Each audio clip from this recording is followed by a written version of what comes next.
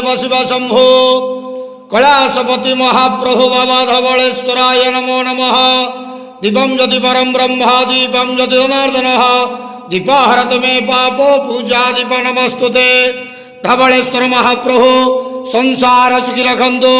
आज शुभ शुक्रवार एकादशी रे समस्त श्रद्धालु भक्त मानक आशीर्वाद करंतु, कर्मक्षेत्र उन्नति करंतु, मनस्कामना पूर्ण करंतु, ग्रहरिष्ट खंडन करंतु, जगतर मंगल करंतु, विश्वर कल्याण करंतु, आपणकर नाम प्रकाश करंतु, सेवकर डाक श्रवण करंतु, समस्त गुआवसा भक्त मानकर मनस्कामना पूर्ण करंतु। महाप्रभु धवलेश्वराय नमो नमः। संसार सुखी रखंतु अंधकेवार हरि बोलो।